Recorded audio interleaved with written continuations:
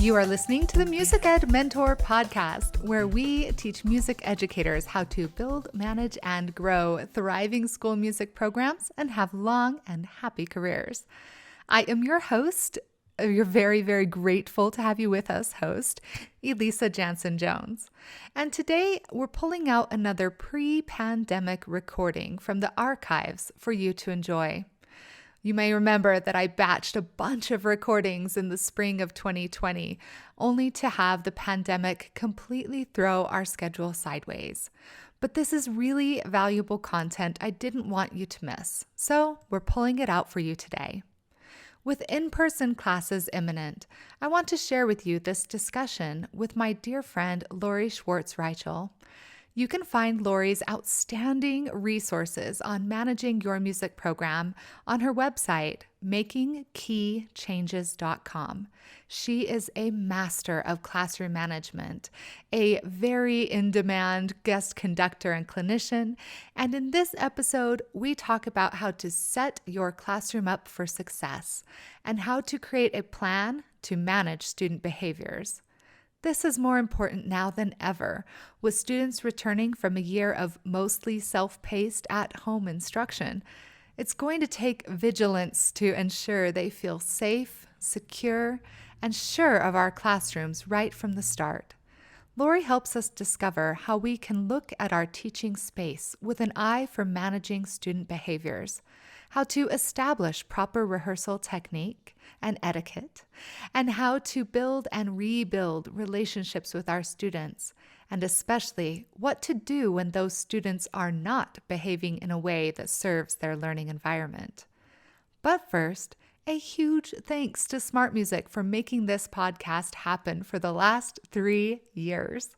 Smart Music is dedicated to supporting your music program both in the classroom and remotely.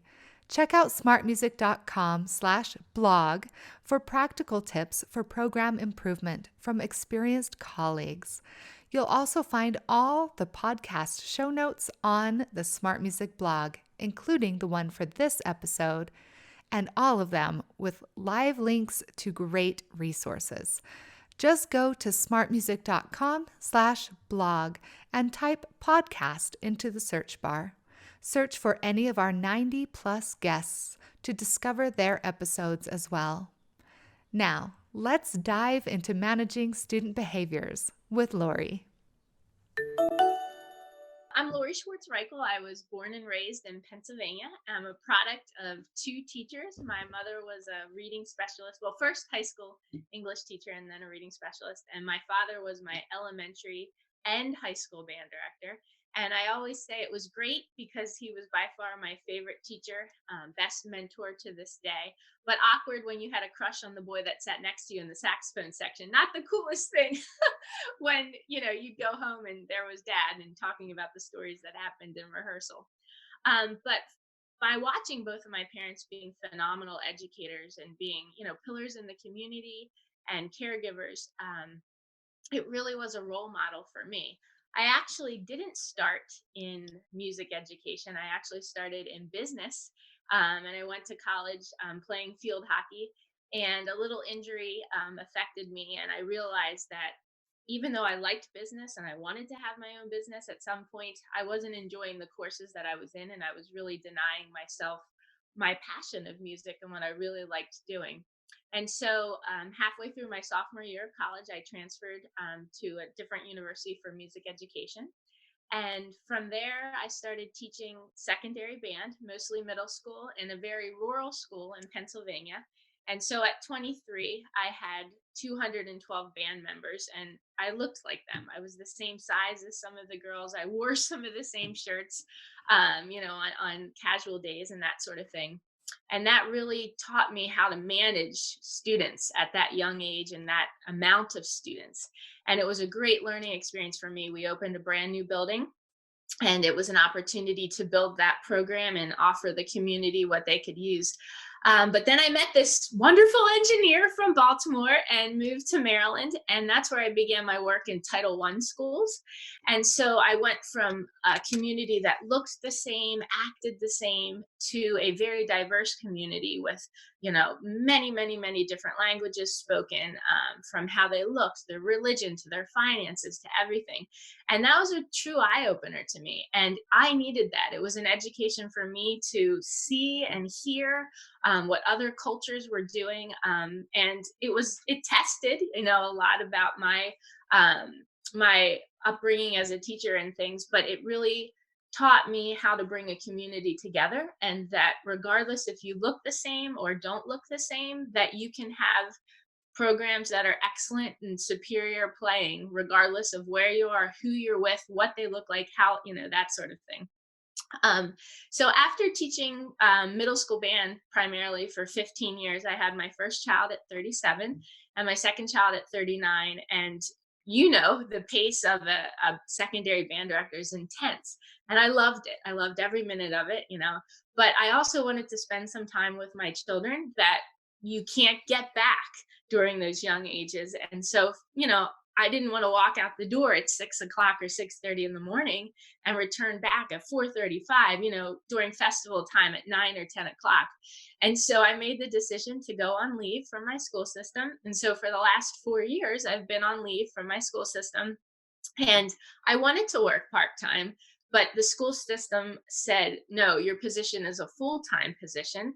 And so we will not make it a part-time position, even though I creatively gave some ideas and my principal was very into those things, but HR was not. And so long story short, after being offered a couple positions teaching general music or elementary band, which of course we're certified for, but that's not my passion and that's not my expertise. And I wouldn't be servicing the children as well as I would teaching secondary band. I made the decision to stay on leave, but with the thought that I was going to be as actively engaged in music education as I possibly could from my own creative lens. And so that started first from writing articles, and I was invited to have my own column for Intune Monthly magazine. And from there, I've always had a love of writing. I loved writing poems growing up and that sort of thing. And I got that from my mother, from her writing background. And I realized, geez, I'm good at this. I enjoy this. And it seems to be an avenue for telling a story or sharing a method or a strategy. And I was getting responses back from people. Wow, you're saying these in a way that I can understand, or you're giving us techniques that we can quickly implement into the classroom. And so once my writing became published, I was getting an email here or there from someone that said, thank you so much for writing this. I've been thinking about this, but unsure how to implement this strategy. Or you're saying this in a way that I've never thought of before. Or just simply, thank you for saying this. You're telling me that I'm doing things in a correct way, that sort of thing. So sometimes it was just someone was showing appreciation, and other times it was saying, thank you for saying that I am on the right track here. And so that led to other writing. And then I became a journalist for Teaching Music magazine. And from that point, somebody would read an article and say, can you come do a presentation on this? And so that's been really great. And so I love being able to work with K through 12 teachers, specifically secondary band teachers. But what I'm finding is these techniques work anywhere. They can work in general music classroom, a routine works in that classroom. It can work in a high school setting. It can work in a collegiate setting. It can work at home with my 2 and 4-year-old, although I always say I can manage 100 students, but two children as toddlers is a little tougher, that sort of thing. And so that has led to some really phenomenal opportunities, a lot of neat collaborations, a lot of opportunities to guest conduct. And just recently, I've become the head of engagement for the Institute for Composer Diversity, and just brainstorming some new things for that, and getting an opportunity to share how my world became diverse from leaving a very rural school setting to a much more diverse school setting, and how that realization became apparent to me, and now what I'm able to do to reflect on that and to help guide others. You do realize we're twins. Well, I know that. So, yes, I realize that. So, I once we stop recording, I have a million questions for you. So it'll be my turn to interview you next. So we will meet soon, Oh, that's amazing. even if it's for a spa weekend. So Yes. No, I completely agree. We have a yurt just outside of Montrose, Colorado, which is about an hour from the nearest hot springs. So, yeah, okay. I'm just throwing that out there. yeah, yeah. Hang on a second. I just have to geek out for just a second. It's just so nice to meet other people who have had so many of the same life experiences and who have such a similar mission and a similar outlook. And yeah, it's nice. We're like sisters now. You realize that. Okay.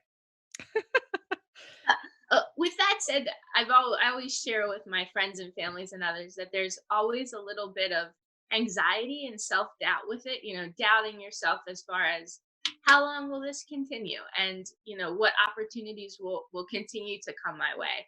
And every time I start to doubt myself, which my friends are like, "You never doubt yourself," and I'm like, "No, yes, yes, I do." My husband will say, "Lori, it keeps coming. The work keeps coming, the opportunities keep coming. I keep meeting people who I'm inspiring or who are inspiring me. I keep meeting people who want to do collaborations. I keep meeting people who want to think outside the box." And that's one of the wonderful things that you're doing, which is bringing new ideas and new blood into I don't mean actual blood, by the way. Just new life into what we're doing. So, um why we have you on today is we're talking about classroom management, but more than just classroom management, classroom behaviors. And one of the reasons why I felt like this would be so great to bring you on is because I was actually stumped a little bit at one of the recent conference presentations that I was giving. Um, they, it was all about classroom management, and I went through all of these ideas for not just, processes and procedures and policies. And then we talked about, being really empathetic to the plight of our students and the different backgrounds and situations that they might be coming from. And the fact that if a student is really acting out in your face, chances are good that they're just hungry, tired, or hormonal, right? And then one teacher raised her hand and said, well, what do I do about this student who is like the third student in their family that has come into my band class and they are naughty all of the time? They talk when they're not supposed to be, they play when they're not supposed to be, they're openly disrespectful to me. They do all of these things and I've contacted their parents and their parents have talked to them and we've tried everything we can try and I can't transfer the kid out of class and the principal's sick of seeing him, and why is this happening and how do I deal with it? And all I could say was, well, the obvious reason why that's happening is because number one, it's being permitted to happen. And number two, obviously that student is the only imperfect one in their family. That's what they're doing to stand out. They aren't having a lot of positive reinforcement for them to have that feather in their hat. I know I am the fourth of 9 children in my family. I I can sometimes feel that way that you want to stand out in some way or other. And if acting out and being naughty is the way that that student feels important in their family, then that's what they're doing. But the point is, we have to deal with these student behaviors in our classroom. So, will you, Lori, help guide us in what to do with these student behaviors that are so bad and we don't know how to deal with them? Sure. I'll try the best that I can. From my own experiences, being working in a very rural school to then a Title I school to also watching my father and being a part of his band, it comes down to building relationships. And so I'll give a presentation at just like you were saying, and then at the very end, somebody will ask a question like that. Well, what do you do if a child, screams in your face, or what do you do if this or that? And it's very difficult to answer those questions in an isolated situation like that. And the reason is because one, you're not in the classroom to see what has happened or transpired prior to those behaviors occurring. And two, you don't know what type of routines, what the classroom atmosphere is like. And so I can honestly say, I have never had a student like yell in my face. Yes, we've had incidences, with things here or there. But if it has gotten to that point, then it has been allowed to get to that point. It's been permitted to get to that point on some different level. And so my immediate thought is there wasn't a relationship that was built with that student, and an atmosphere of respect and compassion probably is absent from that classroom, or at least with that particular child. And so by that teacher first saying, this is the third child, or whatever you said, fourth child in this family, they're already labeling that child. And so they're not looking at that child as a unique individual, and what does he or she have to bring to the table. And every child has strengths and limitations. And so by already labeling that child, that teacher is not seeing that person for who they are. So my first thought is, what has happened in that classroom leading up to that? What type of relationship have you created with that particular child? And so by someone asking you or me that question, what should I do? I can't answer that question, not in that isolated situation. It would take going into that classroom, seeing what the atmosphere is like, seeing what routines are in place. How does that child act as they're coming into your classroom? How does that child act in the space? And then besides that, how is that child acting in other areas of the school? Is that child excited to walk into the school building? How is that child acting in a math class or a science class or a social studies class, in the lunchroom, at recess, and so forth? And so, an isolated area like that, I can't answer that, you know, but I could if I was able to see what was happening and the culture that has been instilled within the classroom or rehearsal space. Yeah, you're exactly right, because so much of that classroom behavior stuff has to be foundational in your classroom, and a one-time incident usually is the point where the situation is coming to a head, and there have been other things that have been happening that this is just a symptom of. Do you ever look at it that way, as classroom behaviors are just symptomatic of deeper issues? And if so, what are those deeper issues? Right. Exactly. Yes. We have no idea what happened at home that morning. We don't know what happened on, if it's a younger student on the playground, at recess, in the lunchroom. We can easily say, oh, I've never seen this student act like this before, that sort of thing. But I find it very difficult to believe if something extreme like that has happened, then it's hard for me to believe that a routine has been established and a great relationship has been built. But that doesn't mean that it can't happen immediately, that extreme. But usually we can sense when something is going to get to that point, or other behaviors have been associated, prior to that. So let's back up just a little bit, because we're talking about kind of the peak of needing to manage student behaviors, but it really starts way before that. So why is it so important that we do have control of student behaviors in our classroom to begin with? My biggest line is, learning can't occur in chaos.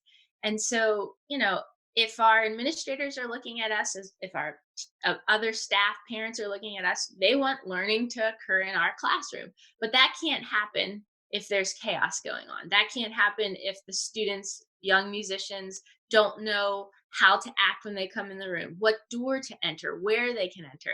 So fundament- fundamentally having all of those routines established. So I always say learning can't occur in chaos. Once the students know what the expectations are in your space, and I leave it at four different things. Those are behavioral expectations, how they should be behaving when they're coming into your space, sitting in their chair, that sort of thing. Instructional, are they expected to look at an agenda when they come in the room? And are they expected to set up their music or get a lesson format in order and ready to go? Musical expectations. What does it mean to have great posture? What does that look like? What does that then sound like, within your instrument or your voice? And then performance expectations. And these all go hand in hand, because you can't expect a choir or a band or an orchestra to perform wonderfully if you're not rehearsing in that same manner. And so behavior expectations, instructional expectations, musical expectations, and performance expectations. If you have assigned, have you designated in your mind, if you've thought about and you've demonstrated these to your students and explained them. So it's one thing to say no chewing gum. It's another thing to say we aren't chewing gum because we aren't able to support our air, or whatever. Or, we're not talking in rehearsal. Okay, that's one thing. But why? Why are we not speaking in rehearsal? Well, because the student next to us is having, trouble listening or focusing if you're talking or things like that. So the students need to know what the expectations are, but why those expectations are set in place. And then I find it very important for us as leaders in the classroom to demonstrate that. So I've been known to take the class out of the room and walk them back into the space so they know this is what it looks like to enter the room. This is the aisle that you can walk down. This is the door you can come through. You can't touch this. You can touch this. You're allowed to look at this. Please check this out, that sort of thing. And so they know they've have been given a demonstration. And we have to think about that in terms of what our learners are. Is it a visual learner? Is it a learner who learns better by writing or reading? Is it a kinesthetic learner? So getting up and walking back out into the hallway and coming into the classroom will help certain learners in your class to comprehend that and to understand that. And then having visual aids will help other students in your classroom. And so I can honestly say that early on in my career, I taught based on how I learned. But I realized very quickly that other students in my classroom learned much differently than I did. And that also enhanced my learning and then my teaching. But realizing that, a student who may have an emotional need, or a student who may have a 504 plan or an IEP or something, might need something that I personally don't, but is able to enhance them in their learning and their understanding. And so providing many different ways for students to understand what the expectations are, why those expectations are in place, and what they look, sound, feel like, and so forth. Right. So, what to do, why to do it, and how to do it. I love it. That's so broken down really nice and easily. So, let's start with your instructional and rehearsal space. How do we kind of set that up for success? And is that even important and why? Sure. So I will speak primarily from my background as a secondary band director and mostly middle school band. So I'll use examples that are geared specifically towards band and what I've done in my classroom. But I would hope that those that are listening that might be choral or orchestral won't turn me off, but that a lot of these are interchangeable and can be used in every space. Um, and so the first thing is, as we were talking about, entry and dismissal procedures. And so if your rehearsal space is in a band room, often there might be one or two doors, so assigning which door. But maybe your rehearsal space is in an auditorium, and in that case it could have, six doors.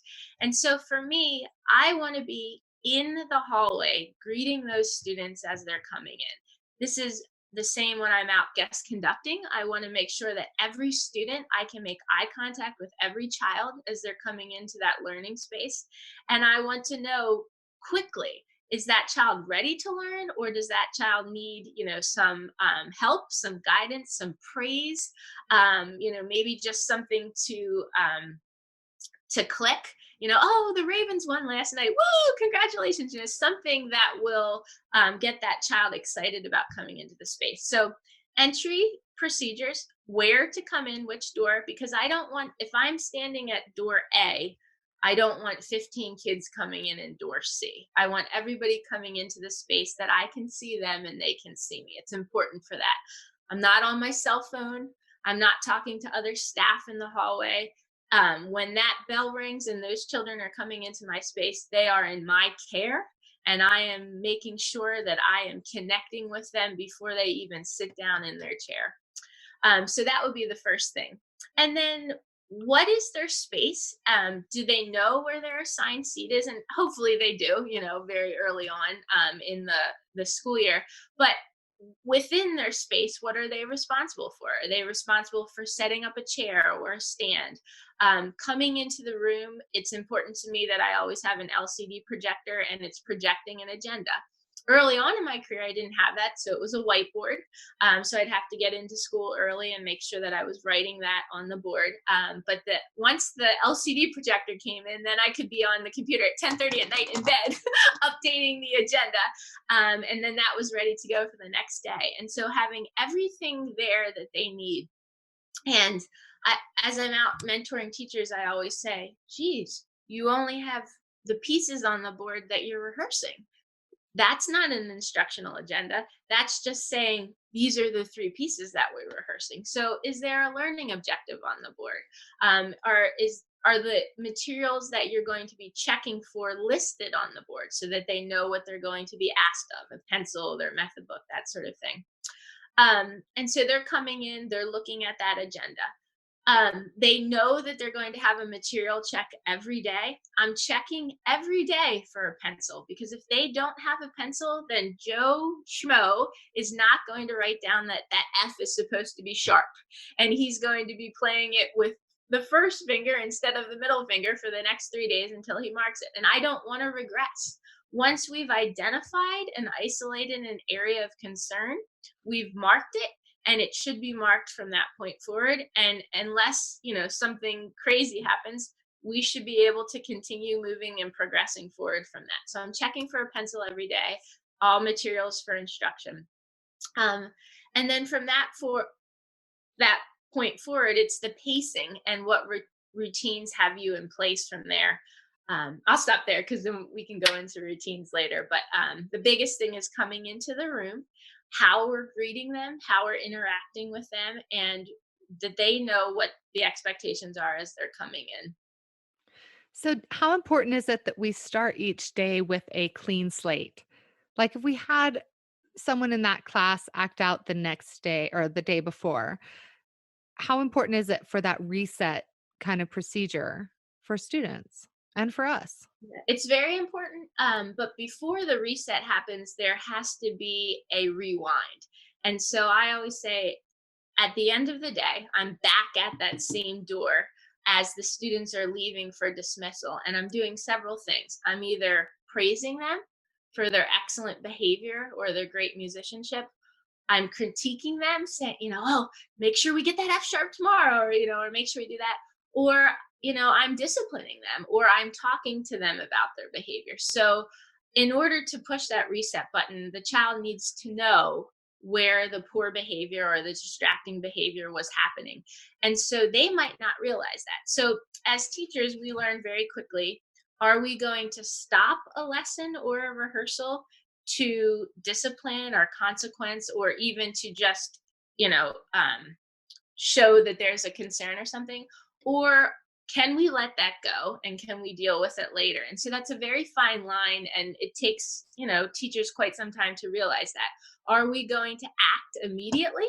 And sometimes we have to, if the behavior is extreme or if we know that that's going to cause a domino effect for the rest of the class's attention. Or is it something that we can quick do a nonverbal cue for, or we can very quickly, tap the child on the shoulder or walk around and say something, or not say anything and just deal with it later. So rewind so that the child knows where the concern was. And then, yes, absolutely, we're resetting the next day. And that will be in the back of our head for any human being. We're going to remember what happened the day prior. But letting that child know tomorrow's another day. I expect you'll come in here, you'll be focused, you'll be ready to go. You might even say it, we're starting with a clean slate tomorrow, da da da da. But with that said, we want to be careful with how many times we say that. So making sure that we have a discipline plan in place. So if that was step one and we were identifying the behavior, or providing a consequence, that they know that tomorrow, yes, they're coming in on a clean slate, but they're not getting a warning again tomorrow. Then the next day it will be a consequence, and so forth. Otherwise, we're constantly going back to warning, warning, warning, warning, warning, and the child never realizes that yes, there are will be consequences for your actions. So yes, I agree with the reset, but there has to be a rewind so that they understand, or at least acknowledge that there was a behavior concern, and then we're guiding them, to correct those or redirect those behaviors for that clean slate the next day. And as teachers, I feel like we need to acknowledge that sometimes they aren't talking out of turn just to be offensive to us or be disrespectful. Sometimes they don't even realize that what they're doing could be considered as being disrespectful. They're just so impulsive as children, and they are such social creatures that they might just be sharing something with another student. And truly, their intention is not disrespect to you. So how do we balance that understanding of their motivations for disruption and disrespect with when it is intentionally disruptive and disrespectful? Yeah, I think we have to be very careful with what is happening within our own school building too. So, no teacher looks alike, and no teacher manages their classroom the same way. And so music is much different in the fact that we're managing sometimes 60, 70, 80, 100 students at one time. And our colleagues in the math, science, and social studies classrooms may have 20 or less students, or 25. And the way they manage their class is different than ours because of the fact that if one child talks out in a class of 16 or 20 or something, that's not going to disrupt nearly as much as what it's going to do in a band with 80 kids. And so that child may have just come from a class where it's acceptable, to call out an answer, or it's acceptable to turn to their neighbor and guide and help and that sort of thing.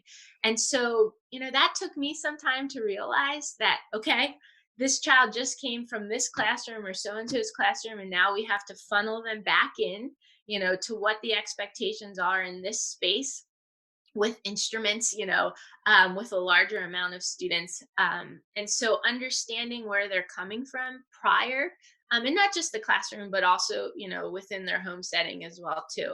But I think sometimes those things might occur in the first few moments of class, but then once the student is back in your very managed and control space, in most cases, then they understand.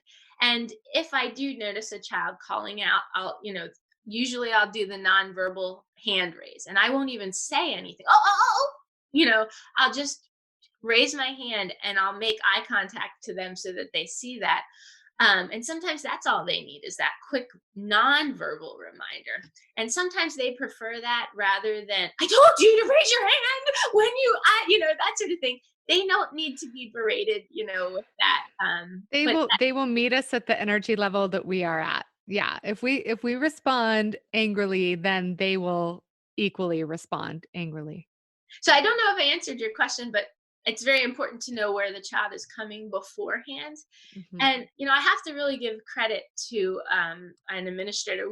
Her name is Shiny and John, and we do a presentation together. It's called Stronger Together: Get Administrators on Your Side. It's from the lens of a principal and a band director who we've worked together for more than a decade.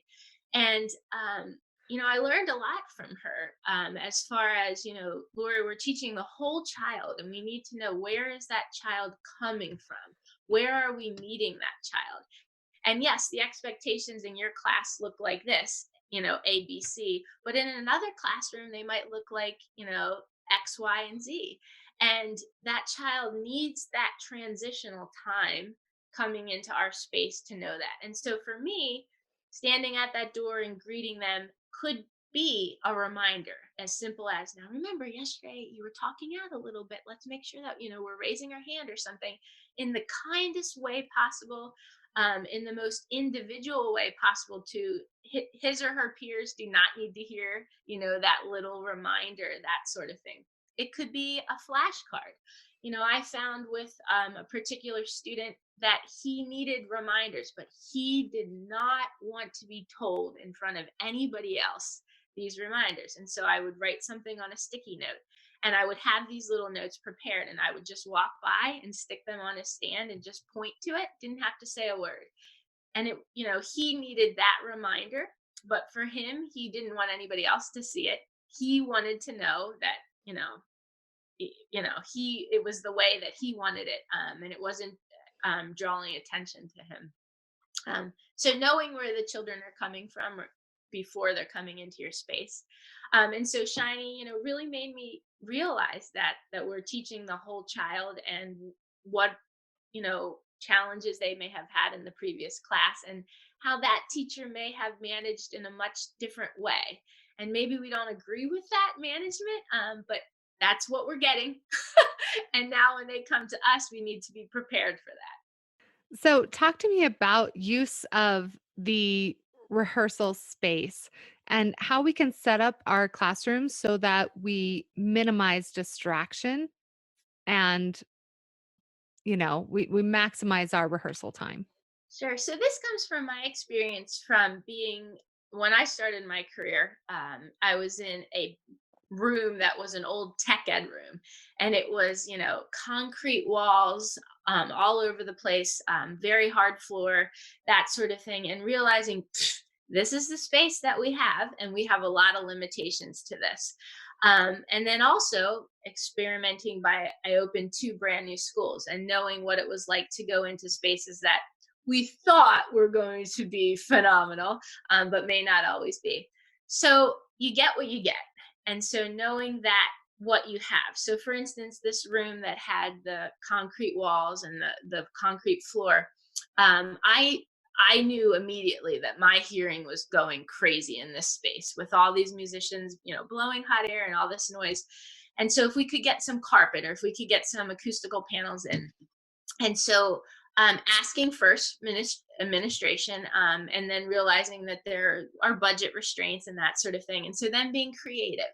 And so in my very first position, we went to Boscov's department store, Albert Boscov in Reading, Pennsylvania, and asked if Boscov's would donate some carpet to the room. And they did, for free. They even came and installed it for us. And, we were so thankful to that. It helped a little bit. It certainly helped a little bit with absorbing some of the sound. But what it also helped with was the students realized, wow, somebody's taking pride in our space. We have a patron who's donating. We've got a teacher who realizes that this is going to help us. And so just doing what we can to, utilize our space and limitations. Having, you might have a pillar. Like in one classroom, I had a pillar in the middle of the room. And so realizing that I wanted this beautiful arch for my ensemble, but I couldn't have, four kids sitting right behind that. And so realizing that you get what you get, and you've got to be able to make that work. Um, I opened up two new buildings, in the second one, I was really hoping for it to be much larger, and it was not. And we got the ed specs that the county had, and I kept saying, we're going to run out of space in 5 years, and they're on year 5 right now, and they're running out of space. But I also realized, geez, we're not going to have enough room for the percussion. I would like the percussion to go the whole way around the arch. Now we're only going to be able to have percussion in one area of, or one part of the triangle, or one part of the arch, or that sort of thing. And so using what you have and making do with it, but realizing then, if you're rehearsing like that, for 3 months or 6 weeks or whenever your next performance is, that you're either going to have to rehearse like that, or you're going to have a transitional period where students then are getting used to what will the performance setup look like. So if you want the percussion to be spread out during your performance, you can't just go from the last rehearsal to the performance like that. That's going to freak them out in many ways. It's going to freak you out in many ways too. So taking your limitations and doing what you can with them. Also making sure that um, you've got enough visual aids in that classroom. I walk into a lot of spaces that are so muted and there's no color or life.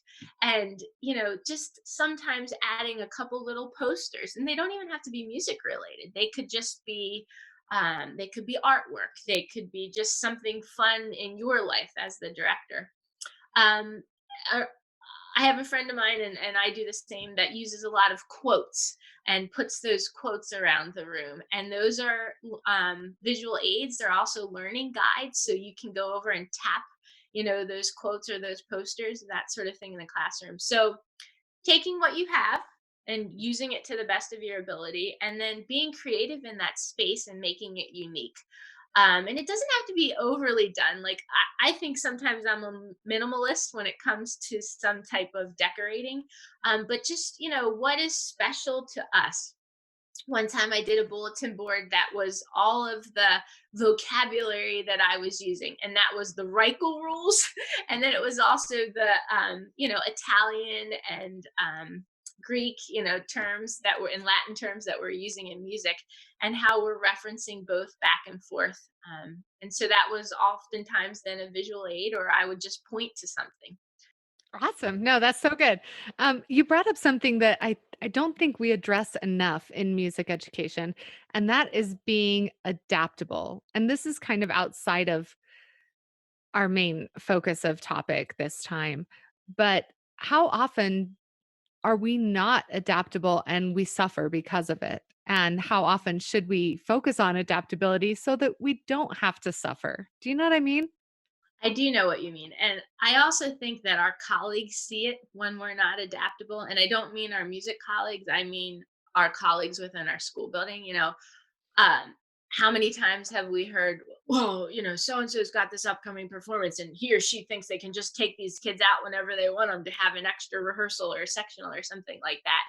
And yes, we know that we're very unique in our subject, and we're not obviously just teaching music. We're teaching many, many things. And sometimes our subject happens to be the most emotional one and can draw the most emotion from our students. um, but our colleagues need to see that we are adaptable.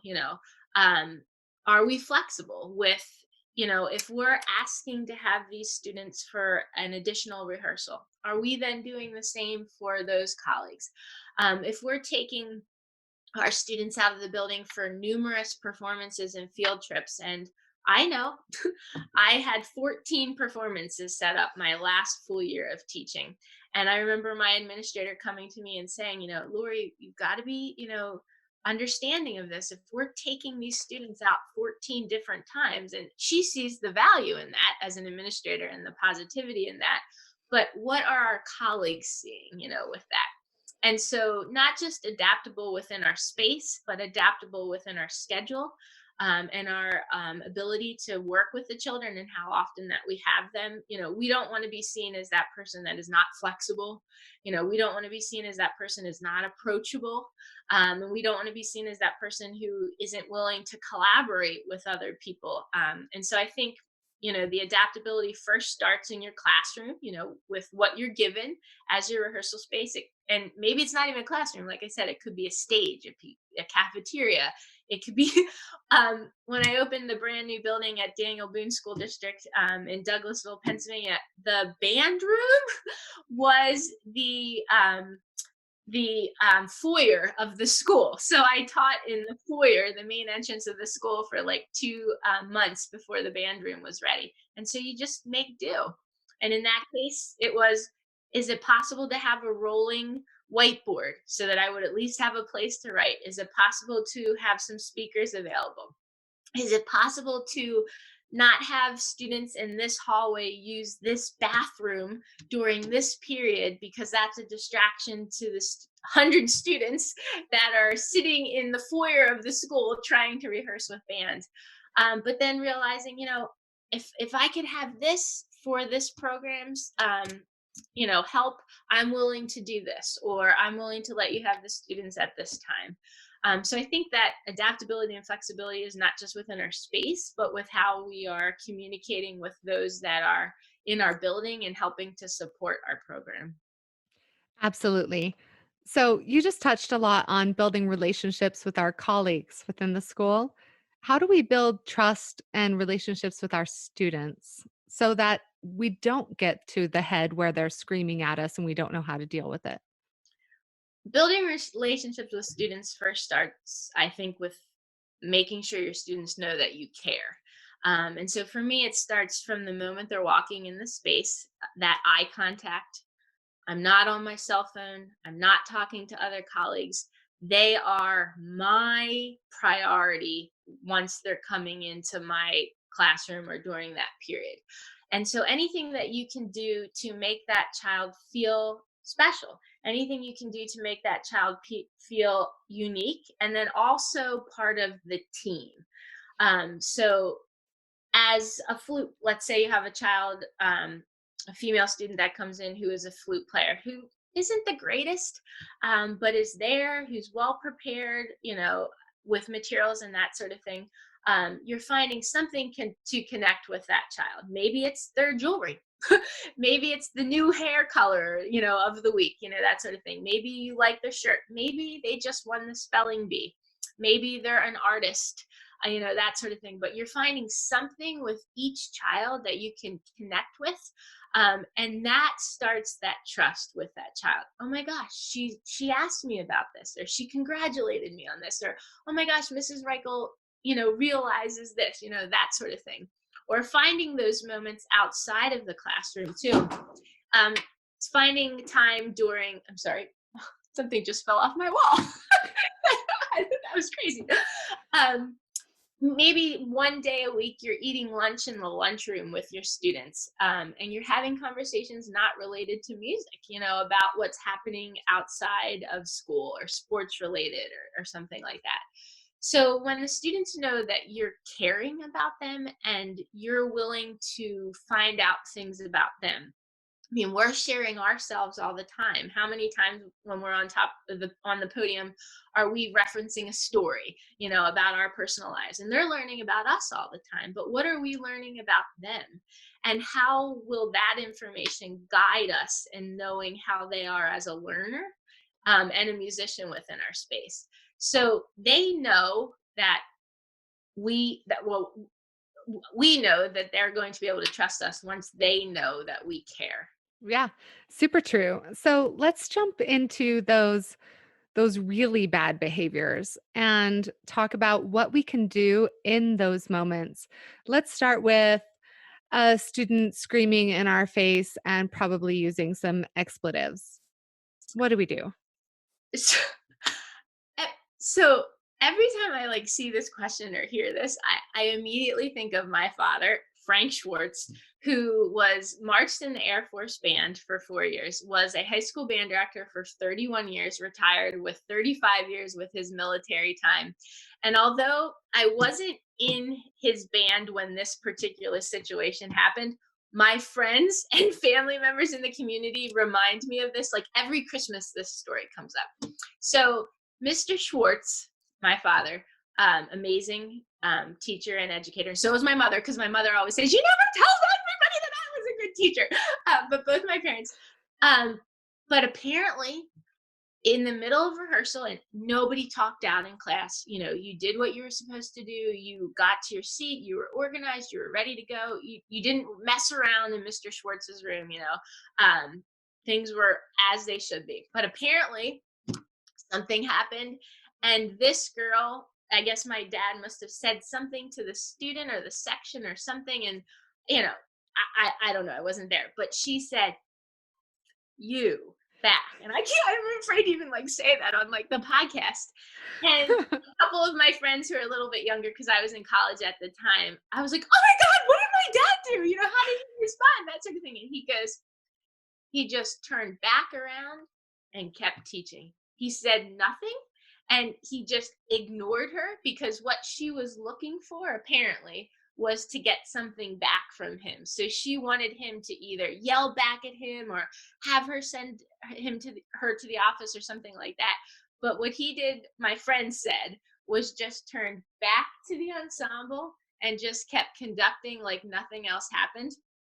and then obviously dealt with it at the end of the period. Now, can that always occur? No, because we don't know, is it an unsafe situation? What's going to transpire, from that point?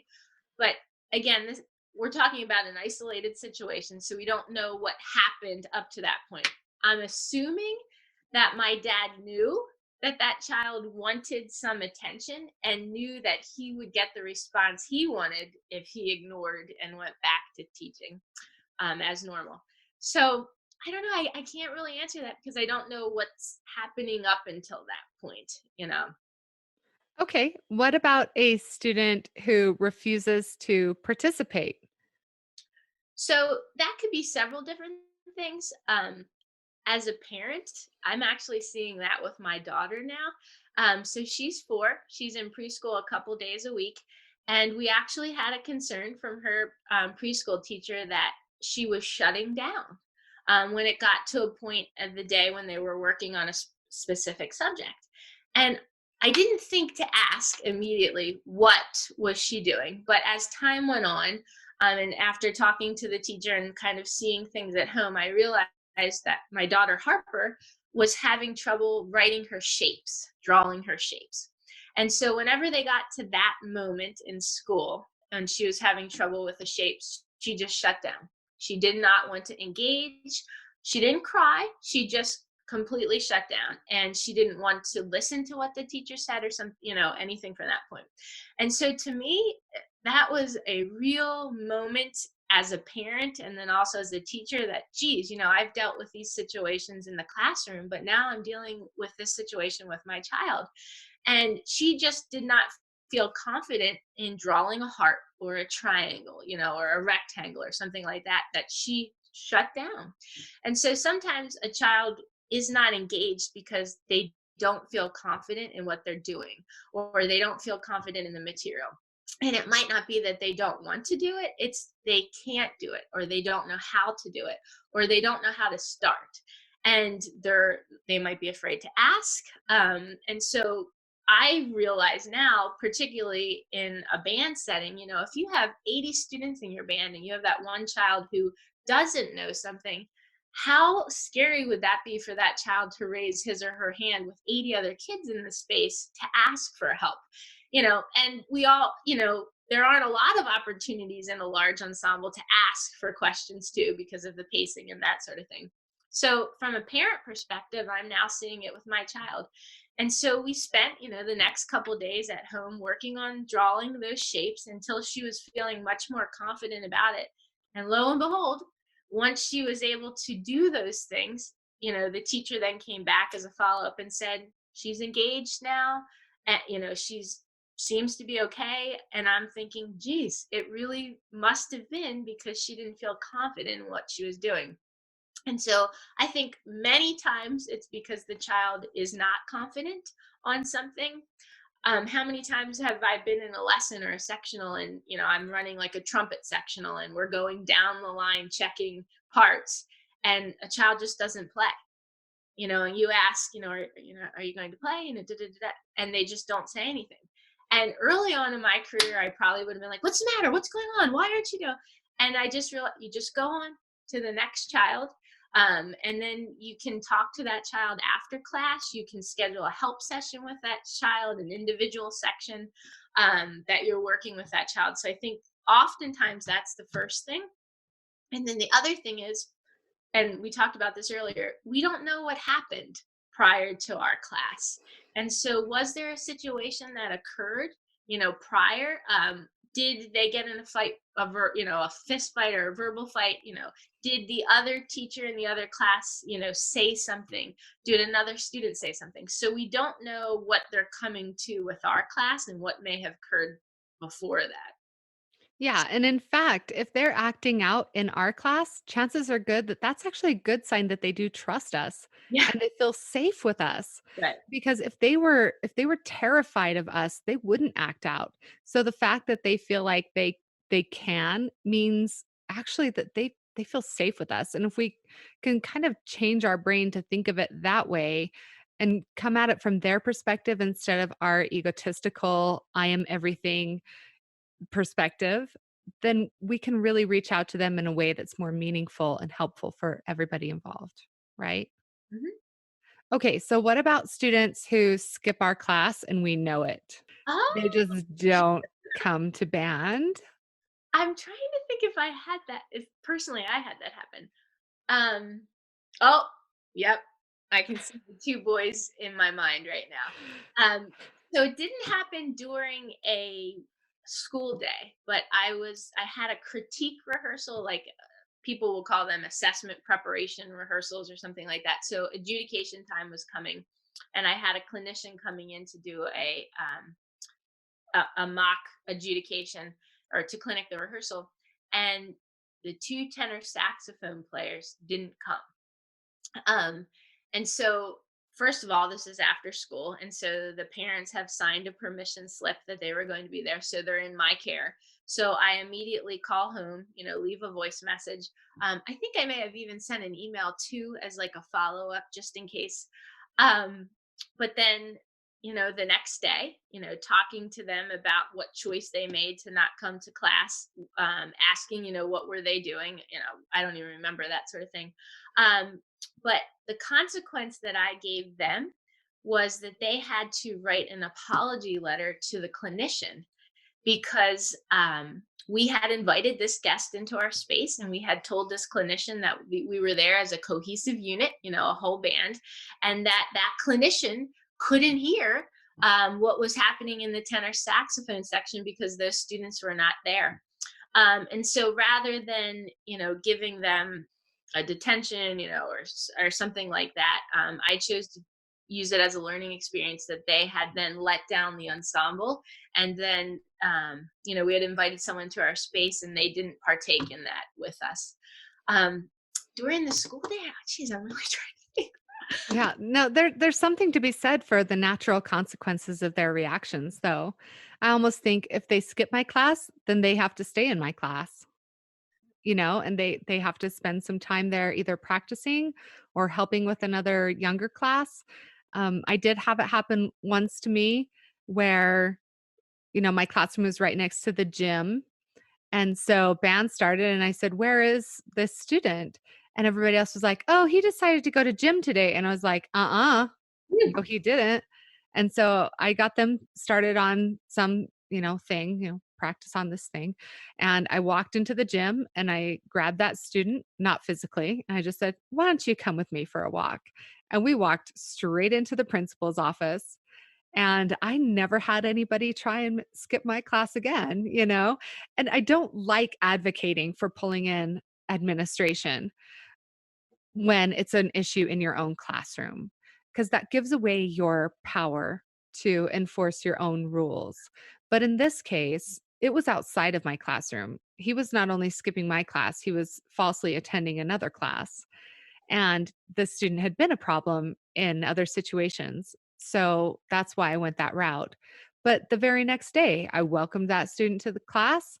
I didn't hold any kind of grudge to him trying to skip it. He was just trying to be with a girl that he had a crush on or whatever. But that's still hard to set our ego aside and go, he wasn't skipping class because I'm a bad teacher.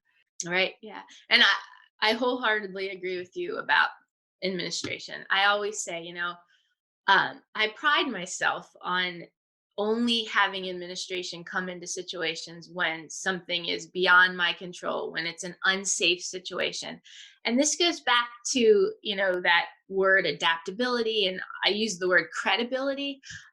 When administrators and colleagues know that your space is well managed, and I'm not saying that there aren't things that aren't happening, little things are happening here or there, but that an administrator doesn't have to be called upon on every lesson or once a week or something like that. I mean, think about how many teachers do you know that send students out of their classroom? And not just one, but a few kids. And I can remember this one particular year walking into the office, the main office of the school, and I'm like, what are all these kids doing in here? And the secretary says, oh, they're coming from so and so's room. And I'm thinking, what? And the first thought is, that teacher can't manage his or her space. And so, an administrator should only be called upon in this case. That was a safety concern because that student wasn't in your class, and was that student able to be found, and that sort of thing. But if it can't be managed within your space, or it's a safety concern to you or the child or other students in the space, then administration needs to be called. Or is that child going to completely distract the whole entire class during the period? And again, something has led up to that, and that means that we haven't been able to manage up until that time if it's getting to be that extreme. But yes, administration should only be called upon when it's out of our control, if it's a safety concern, that sort of thing. And that goes to your credibility as a teacher, is how you're managing your space and how you're engaging your students that are in your space. And if an administrator is constantly managing the students in your care, then what is he or she being able to do for their role? And so I always say, it shouldn't be like this, but we know it is. If another teacher, music or another subject, is like, oh, I have this wish list of things, and goes to administration says no, and you think, okay, is there not funding available? Or what was happening? Is maybe this principal is trying to send a sign or signal to the teacher that they're not able to manage their space? Or we can't be asking for things if we can't manage what's in front of us. And so I think sometimes you have to be very careful with that.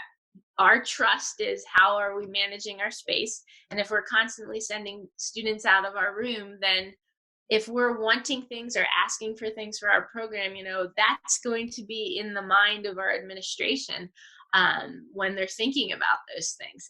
Should it be? No, it shouldn't, because it's for what's best for the students. But, I'm sure it is, So let's say that let's circle back around to that issue I talked about right at the beginning, where it's this one student who continuously is an issue. We can't kick them out of class because that's just not an option. We've tried sending them to the principal, we've tried sending them to their parents, we've tried everything. Where do we go next when we feel like there's nothing else that we have left to try? I'll kind of come back to that answer. But the first thing would be, what is the discipline plan that's in place in your classroom? And so, can you honestly say that you've given a warning? Can you honestly say that you've given a consequence? Can you say that you've called the parent, shared positive things, in addition to what the distracting behavior is? Have you invited the parent into the learning space so that that parent can see what's happened? Or have you been given permission to record just that child, during that time, and the parent can see that? Has the administrator come in and observed what's happening in the classroom? So if we're taking the child out of the room, we want to make sure that the parent's seeing it. We want to make sure that the administrator is seeing that behavior in action. If the child has an IEP or a 504 plan, is that special education teacher there as well to see what's happening? So everybody that's part of that child's behavior plan or academic plan should be seeing what's happening at that space before we get to the point of, we want to remove this child. And so I think I see this a lot with my colleagues too, and particularly the younger teachers. They'll say, oh, I've given a warning and I've done a consequence and I've called the parent and and I just want the kid out of the class. Well, have you invited all of the stakeholders in that child's education to come in and see and observe what is happening, or to videotape that? And then, you never know what the special education teacher is going to see or pick up on that we might not see in the space. It could even be the science teacher. Let's say that particular child is well behaved in the science class. Maybe that teacher comes in and observes what's happening. Have you gone and observed that child in another space? And my principal that I talked about before, she was a huge supporter of this.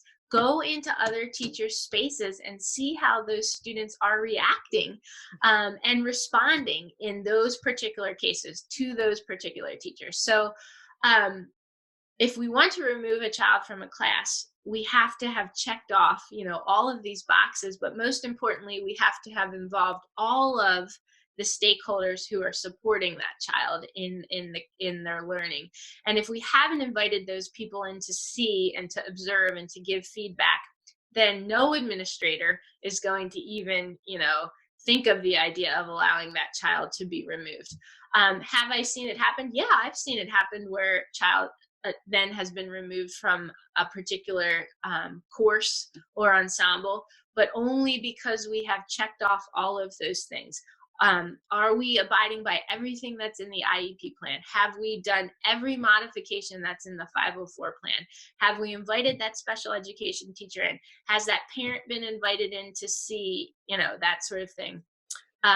So it can't get to that point until all of those things have been checked off legally, and are we legally abiding by those plans that have been put in support of that child? Yeah, that's a really good point. If a student, I don't know why we tend to think that a student talking out of turn or being extra wiggly is is a discipline issue. I can understand if they're being distracting, but what if that's just something they don't have control over in their own body? How can we effectively discipline them for something that of which they have no control? It's like disciplining the kid who's late to the concert because his mother was at home inebriated. How can you punish that poor student for something that's completely out of their control? So my advice would be, and you're probably going to echo this because I swear we're like twins. Um, but to have so much empathy for your students and where they are coming from every single time that you feel any kind of conflict with them. And think about how it goes back to the golden rule, not just treat them how you want to be treated, but treat them how they want to be treated and how they deserve to be treated as humans, as individuals, and as entire worlds unto themselves.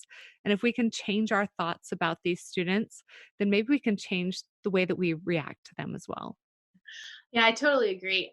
Um, as a teacher who taught for half of my career, 15 years, not as a parent, I always thought that I was thinking about these things. I always thought that I had the best interest of the children in mind. And I think that most of my students and the parents of my students would say that. But man, does something change when you become a parent and I don't even know if I'm going to be able to verbalize it well here, but I think differently. I look at the students differently. I'm not in a classroom 24/7 right now in my given situation, but when I am out clinicking bands and when I am out guest conducting and things like that, every child is a Harper or a Hudson. Those are my children's names. Those I'm seeing them now. And I'm seeing similarities in my children that I'm seeing in the students that are before me. And I never, ever would have felt like I feel when I was a teacher who wasn't a parent. And even though I thought I was a great teacher, and I think many people did, I teach differently now in the last 4 years than I did.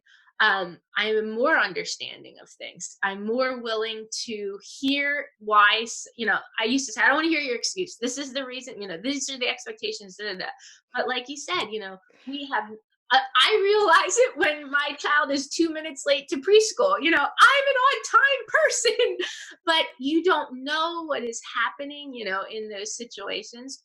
And with my daughter with the shapes, she was disengaged in class because she couldn't draw a shape. I never would have thought like that, as a teacher, that, oh, this child isn't doing this because they can't. I would have thought, oh, they're scared to do this, or, that sort of thing.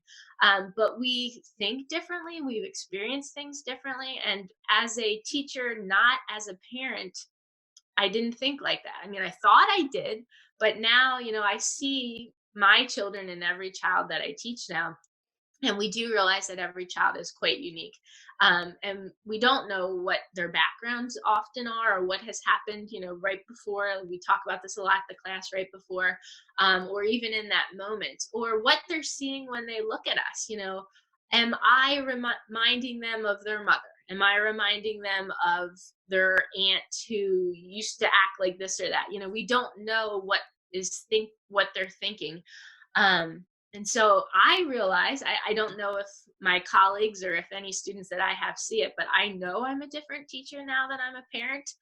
Um, and I like to use the word better. I always thought I was a great teacher, but I know I am a better teacher now because I can understand these things and I see them outside of the classroom. It's one thing to be a babysitter, or to be an aunt, or to be a neighbor, but when those children are with you 24/7, you know, I think back now, like something will happen at home and I'm like, oh, so that's why Russell did that 10 years ago, in band, or, oh, that's why, so and so. So those memories start to pop up. And I'm sure you can echo that as well. Yeah. I was fortunate to already have a child when I started my teaching career because I had my first baby my senior year of college, and incredibly challenging time, but absolutely worth it. But I don't think I really had that insight until my kids were school age and older, to be honest. So I think it's wonderful that you've hit that point so relatively early in your mother career. But the wonderful thing is we have this infinite capacity for compassion. And we might think, well, you're saying, how can we individually appreciate every individual student in our class when we may have 1,200 students in and out of our classroom? But I don't think that we do have a limit to our capacity. And maybe this will trickle into a whole second episode in 6 months where we talk about compassion fatigue. But the truth is, we can know little snippets about every student in our classroom, and we have that capacity if we believe we do. So why not open ourselves up to that possibility of knowing a little bit of something and building that trust so that we can effectively manage those student behaviors? I am so pleased I waited to share this episode with you until now. It is so poignant right now. I have even more pre-pandemic episodes coming out soon, so be sure to subscribe to this podcast so you don't miss a thing.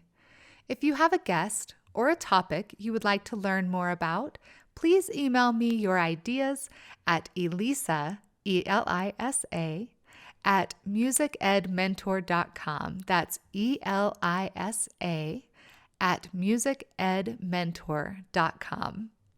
Thank you so much for sharing this time with me. I know how special your time is, and I am honored to share it. Now, go do something fun for yourself and keep teaching on.